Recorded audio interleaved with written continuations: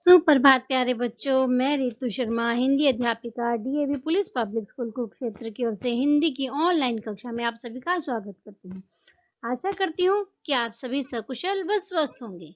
प्यारे बच्चों, हर बच्चे के जीवन का कोई ना कोई लक्ष्य होता है। आपके जीवन का भी कोई ना कोई लक्ष्य होगा कि आपको क्या करना है जीवन में आगे। डॉक्टर बनना है, वकील बनना है, इंजीनियर बनना है या आप पुलिस ऑफिसर बनना चाहते हैं।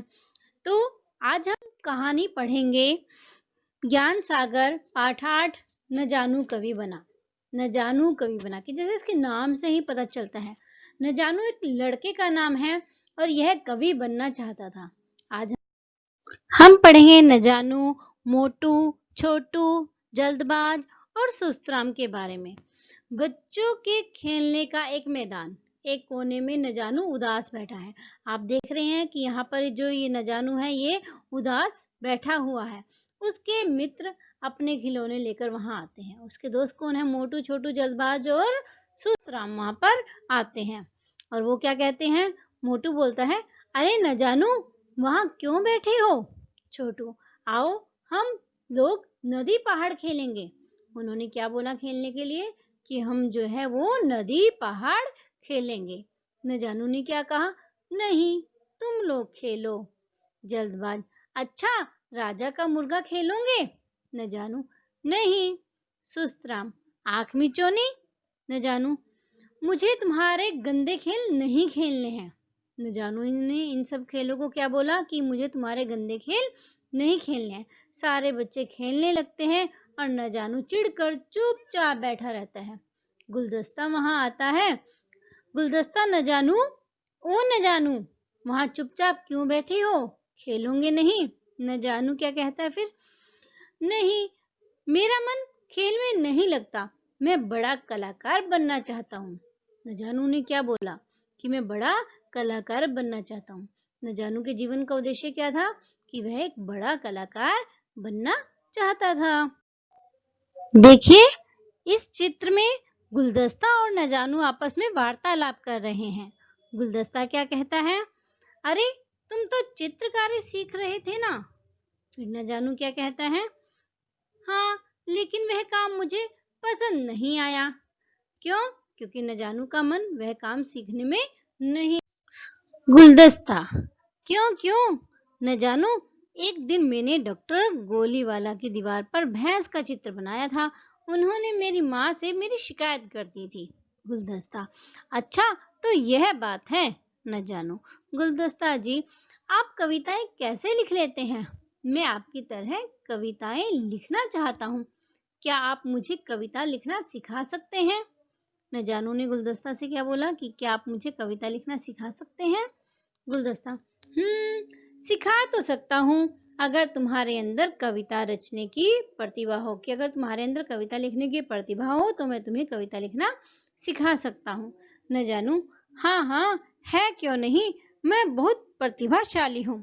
क्या बोलता है न जानू? कि मेरे अंदर बहुत प्रतिभा है। गुलदस्ता, मुझे तुम्हारी प्रतिभा की परख करनी पड़ेगी। परख का अर्थ होता है कि मुझे तुम्हारी परीक्षा लेनी पड़ेगी। मैं देखना चाहता हूँ कि तुम्हारे अंदर प्रतिभा है या नहीं है। तुम जानते हो तुक क्या होती है? आप बच्चों, आपको पता है कि तुक का अर्थ क्या होता है? तुक का अर्थ होता है कि समान लय वाले शब्द जो हम बोलते हैं जिनको होता है तुकांत शब्द। न जानू, तुक? नहीं, मैं तो नहीं जानता। गुलदस्ता, तुक उसे कहते हैं जब दो शब्दों का अंत एक तरह से होता है, जैसे चिड़िया, गुड़िया, घोड़ा, थोड़ा। समझे? न जानू, हाँ समझ गया। गुलदस्ता, अच्छा छड़ी की तुक बताओ। न जानू, झाड़ी। गुलदस्ता, यह कैसी तुक है? छड़ी, झाड़ी, इन शब्दों से तुक नहीं बनती। क्या बोला गुलदस्ता ने? कि इन शब्दों से तुक नहीं बनती है। पेज नंबर 36, न जानू वह क्यों नहीं बनती? इसका अंत तो एक तरह से होता है। गुलदस्ता, मगर कविता रचने के लिए इतना काफी नहीं है। यह जरूरी है कि शब्द एक ही तरह के हो और कविता का जोड़ बैठ सके। लो सुनो, छड़ी, घड़ी, भट्टी, खट्टी, हिसाब किताब। अच्छा, अब सोंटा शब्द का तुक बताओ। न जानू ठोंटा गुलदस्ता। ठोंटा ऐसा कोई शब्द नहीं है। न जानू अच्छा अल्ठोंटा गुलदस्ता। तुम मुझे बुद्धू बना रहे हो। गुलदस्ता क्या कहता है कि तुम मुझे बुद्धू बना रहे हो, मुझे मूर्ख बना रहे हो। इस तरह का कोई शब्द नहीं होता। सुनो, अगर कविता करनी है तो ऐसा शब्द चुनना चाहिए जिसे सब समझते हो। कि जब हम तुकांत शब्द भी बनाते हैं तो उनका कोई ना कोई अर्थ अवश्य निकलना चाहिए, अन्यथा वह शब्द नहीं माना जाएगा। न जानो और अगर ऐसा शब्द ना मिले तो गुलदस्ता, इसका मतलब यह है कि तुम्हारे अंदर कविता रचने की प्रतिभा नहीं है, कि तुम जो है कविता रचने के योग्य नहीं हो। न जानो तो तुम खुद ही सोंटा का तुक बताओ। गुलदस्ता काफी देर तक सोचता रहा, फिर सिर खुजलाता है, क्योंकि जब हम किसी बात को सोचने लगते हैं तो हम कभी ना कभी सिर खुजलाते ही हैं। गुलदस्ता झोंटा कोंटा खोंटा उफ, इस शब्द को क्या हो गया है, इसकी कोई तुक है ही नहीं। न जानो देखा, खुद ने ही ऐसा शब्द लिया जिसकी कोई तुक नहीं है। उस पर कहते हो कि मुझ में कविता रचने की प्रतिभा नहीं है, क्योंकि जब हम किसी को कोई कार्य करने के लिए देते हैं तो वह कार्य हमें स्वयं भी आना चाहिए, अन्यथा हमें पता ही नहीं चलेगा कि उसके अंदर प्रतिभा है या नहीं है। गुलदस्ता अच्छा अच्छा है प्रतिभा, बस मेरा तो सिर दर्द करने लगा है। इस तरह की कविताएं लिखो जिनका कोई अर्थ हो, कि जिस कविता का कोई अर्थ हो वह कविता हमें लिखनी है। न जानू इसका मतलब यह तो बहुत आसान है।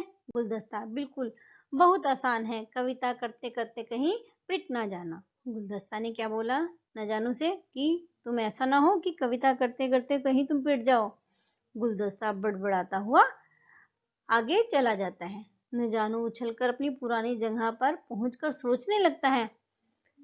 कहाँ पर? पुरानी जगह पर, मैदान के कोने में। बच्चे थक कर घास के मैदान पर विश्राम करते हैं, यानी कि वो आराम करने लग जाते हैं। तभी अचानक न जानू चिल्लाता हुआ उनके पास आता है। न जानू क्यों चिल्ला रहा है? कि न जानू खुश है कि मुझे कविता रचनी आ गई। न जानू अरे सुनो सुनो, मैंने बहुत अच्छी कविताएं रची हैं। सुस्तराम अच्छा। मोटू किसके बारे में है तुम्हारी कविताएं? न जानू जरा सुनाओ तो। न जानू मेरी सबसे पहली कविता जानू की है, लो सुनो। उसके दोस्त कहते हैं कि सुनाओ अपनी कविता, किसके बारे में तुम्हारी कविता है?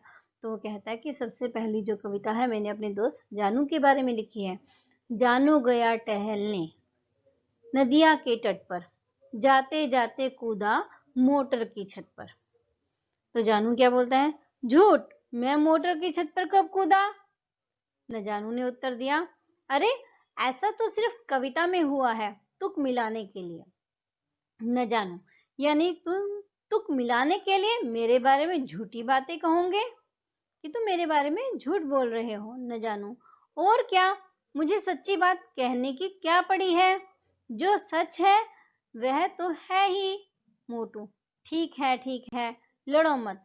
अच्छा और अब दूसरों के बारे में तुमने क्या लिखा है? न जानू लो जल्दबाज के बारे में सुनाओ। अब जो है न जानू किसके बारे में कविता सुनाने जा रहा है? जल्दबाज के बारे में।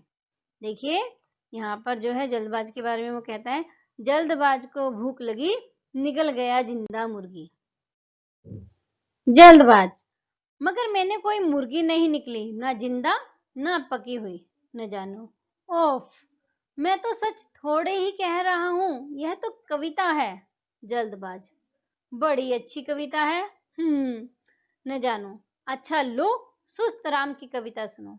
अब न जानू जो है अपने दोस्त सुस्त राम के बारे में कविता बोलने जा रहा है। सुस्त राम की जेब देखो, रखा है मीठा सेब देखो। सब दिखाओ दिखाओ। सुस्त राम झूठ, सफेद झूठ, मेरी जेब में कोई सेब नहीं है, लो देख लो।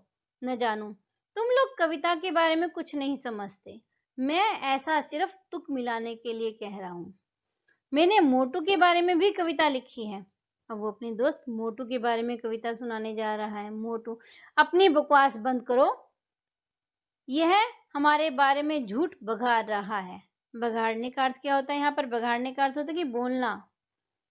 हम चुपचाप सुनते रहें। छोटू, बहुत हो गया, हमें नहीं सुननी कविता फविता। यह कोई कविता है? यह तो हमें चिढ़ाना है कि वह हमें चिढ़ा रहा है। मोटू, अच्छा तुम्हारी इतनी हिम्मत, रुको बताता हूँ।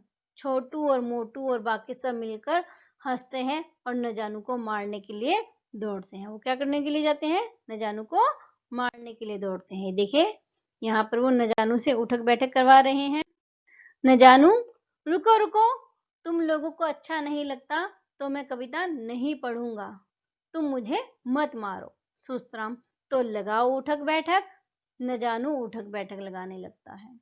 जल्दबाज, बोलो मैं। न जानू, मैं। छोटू, अब कभी। न जानू, अब कभी। मोटू, कविता। न जानू, कविता नहीं पढ़ूंगा। सभी बच्चे, वैसे न जानू तुम अच्छी कविता बना लेते हो। न जानू आश्चर्य से यानी कि वो हैरानी से उनकी तरफ देखता है। तुम्हें मेरी कविताएं अच्छी लगी?